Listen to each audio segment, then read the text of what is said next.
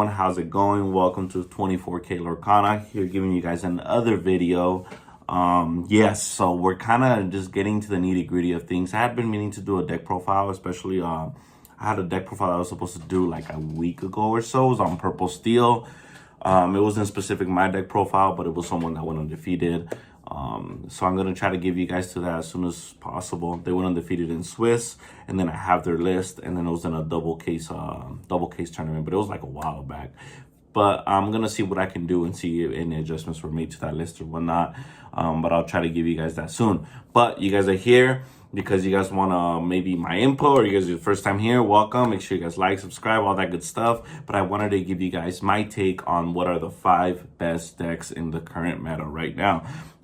For the most part, I think we everyone kind of agrees on what the best decks are, right?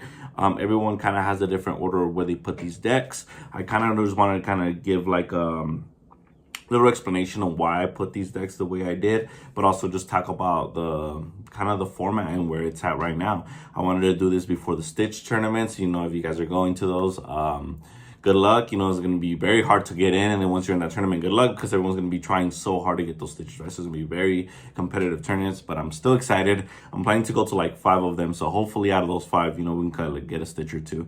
But yes, let's get to the video. I kind of want to explain to you guys what I think of this and why I believe so. So I kind of just put together kind of this things of kind of how what I believe the 5 decks are kind of doing or what they're based off of.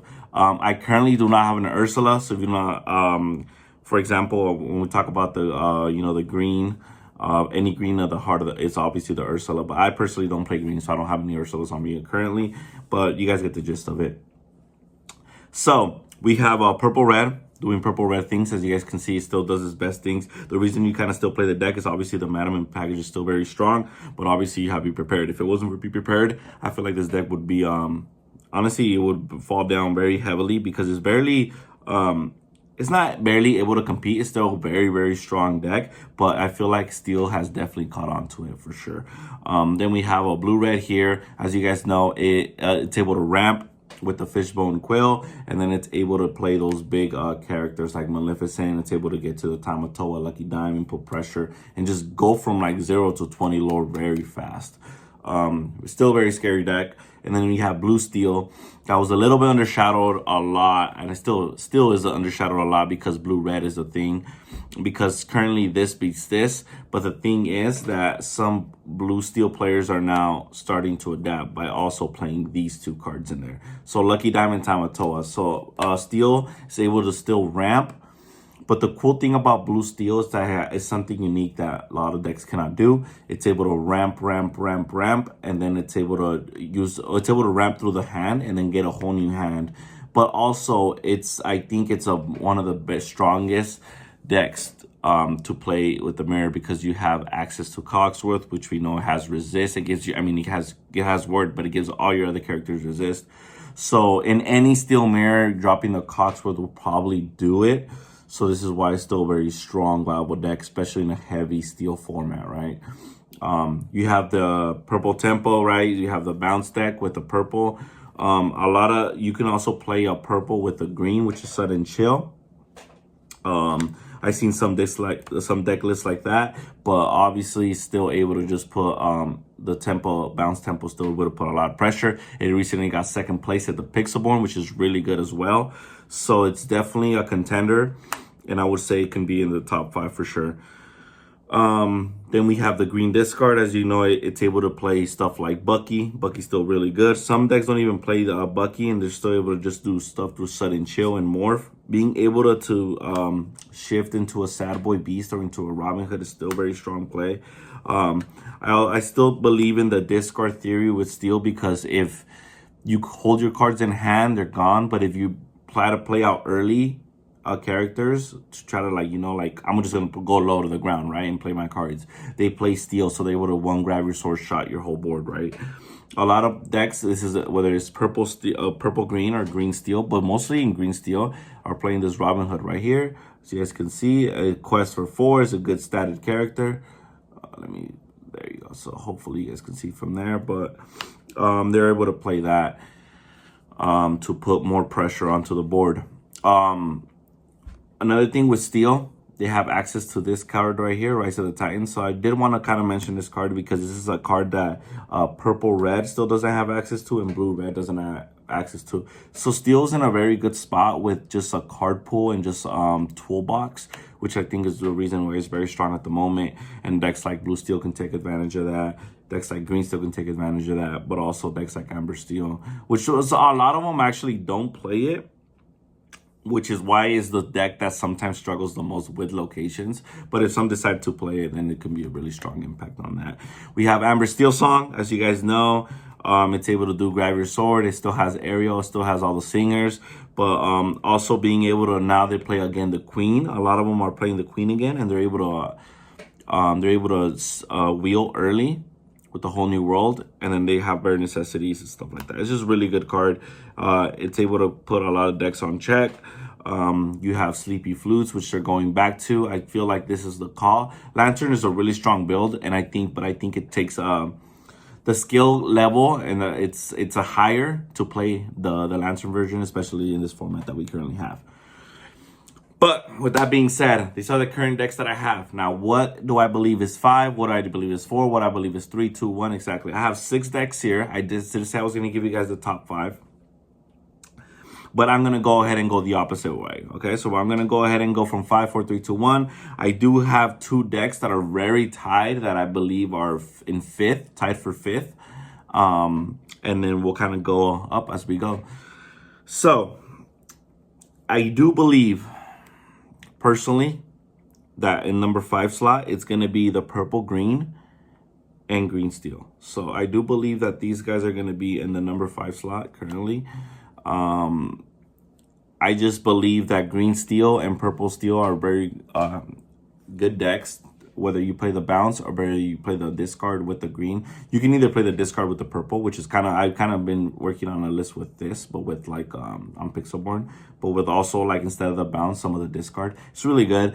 But I believe that it's a very good place in the format. It doesn't have any really per se bad matchups, but the things with these decks is that sometimes they still lose to themselves, right? So like the way they work, preferably they need to draw a specific way, or it can go really bad. They can draw very awkward at times. But I believe that these two are the very strong decks. They're very good. Green Steel is very good into Purple Red.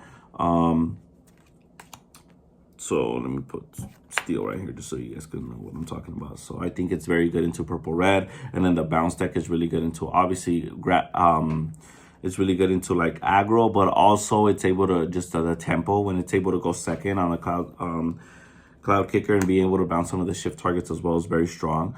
But I do believe that these go at number 5, tied for number 5. I still not fully sure what the number 5 is, but that is definitely tied for 5th.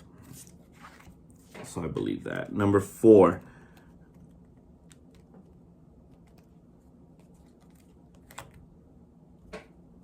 Number 4, I am going to have to probably give it to Blue Red. So in this last tournament, in one of the big tournaments, there was 57 players that played Blue Red and only 1 topped. That is the reason I don't play it any higher. I don't rank it any higher, but I still believe it is a very strong deck. It still put a lot of pressure. It still has decent matchups all around. Still struggles against aggro, honestly, and it still doesn't see Hiram. It still can go lose to the green, the discard list. But I feel like the reason you kind of play this, you kind of just make meta calls, right? If you believe the whole room is going to be full of just steel, and not particularly discard, but like a lot of amber steel, a lot of blue steel, then this deck has a very good shot, especially if you're able to fishbone quill. If you're able to fishbone quill and kind of get going before they wheel you, then you kind of already won, right? Because you're able to put just so much pressure, and you still have access to like Maleficent, you still have access to Be Prepared, really good cards, you still have access to Maui. Also being able to be prepared and dropping double mana is just really strong. Lucky Dime, be able to quest for like 5 or 6. This deck is very powerful, still really good. I still don't believe it's better than Amber Steel. I don't believe it's better than Blue Steel, and I don't believe it's better than Purple Red. Now, this deck beats this deck. So the Blue Red beats Blue Steel, which is kind of why a lot of people kind of like are scared to play Blue Steel at the moment. But I think this in particular whole format and the whole matchups, if you're playing a 7-round tournament, I do believe your blue steel is going to get you just more great matchups all around and more probably success. But this is why I put a blue red at number 4. And then we have number 3. So number 3, it kind of goes really close with all these decks, right? Because all of these decks are very powerful. You guys see this one goes still. Let's go over here. Look at this, right? So still very powerful. But I believe, now this is kind of my hot take. You guys can, believe what you're gonna believe. But I believe that purple red ruby amethyst is the 3rd best deck at the moment. It's really strong. It's really powerful. It's still doing purple red things. It's still gonna completely annoy you with rabbits. It's still gonna completely be able to be one of the best decks to deal with locations, because they can go snake, then go bounce fox, and then deal 4. They just dealt so much damage. It has Queen Castle, one of the most busted cards in the game. Being able to also still have you prepared. Obviously, this deck is still good. It's still really great. It still sees one of the highest representations there is. And it still tops, and it can still be up there in finals. Usually it's crazy because it doesn't win too many events. It tops a lot of events, and it sees a lot of representation, but it doesn't win as many events as Steel. But I think this deck is still really good. But I do believe in the current format and the way it is. Steel decks have caught up to it. Now, these 3 decks are so close together, guys. Like, they're very right there. So, like, honestly, in these 3 matchups, this is when we can go to like paper, rock, scissors, or whatever you want to call it. But it's, man, it's just such a tough call. But I believe that this is the 3rd best deck. Can you go in this? Can you win the event? Can you go undefeated? Yes. But I also believe with the 1st and 2nd deck that I'm going to give you, you can also have that. But also, I just feel like a lot of people have caught on to the way this plays, which is why it just slightly went to 3rd. But I think it's still a very powerful deck. It's still a deck that I pilot here and there. And I think it's just really good. You can never go wrong with this deck. But I do rank it at 3rd. It also has a pretty decent matchup against... actually, it has a good matchup against blue-red. So if there's a lot of purple-red in the room, probably blue-red is going to struggle. But it's just a really good... It just plays really good cards, right? But it doesn't do nothing specifically unfair. But because of through the generate the advantage and the consistency, it's probably the most consistent deck. It's able to still be really high up there. So that puts us with blue steel and amber steel. Now, this was a very close call.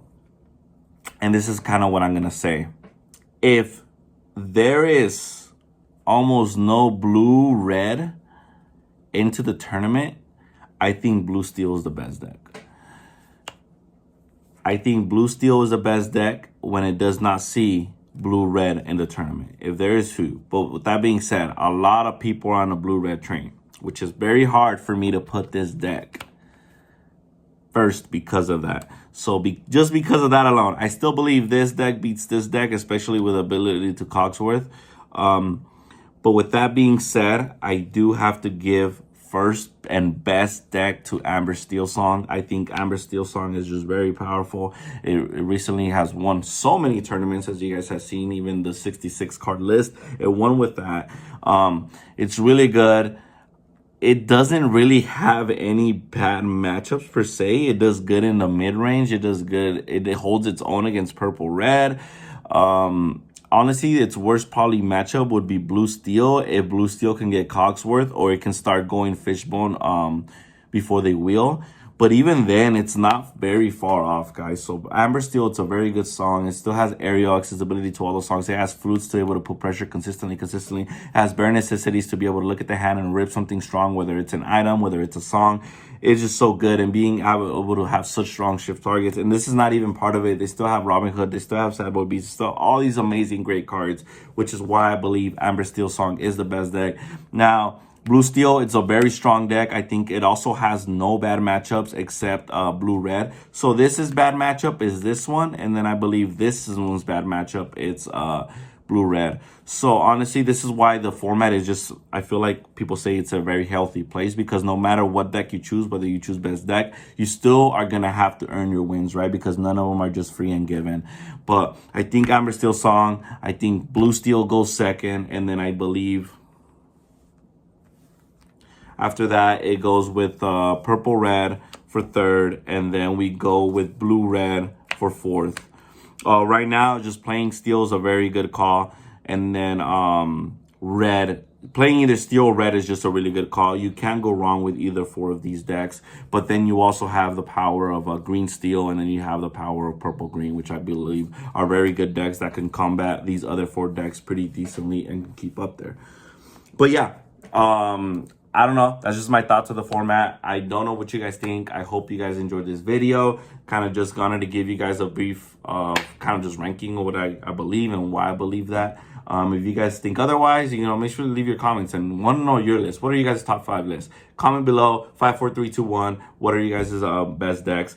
But yes, I hope you guys like this video. I hope you guys like, subscribe, and let me know if I missed something completely off and I'm way wrong for a specific reason. Please let me know. This is just kind of what I think and what I feel at the moment. But yes, I'm very excited for these Stitch Championships, and I'm very excited for you guys to get your Stitches as well. Thank you guys for watching this video, and I greatly appreciate every view that these videos get. Awesome. I love the community, and you guys are awesome. All right, later.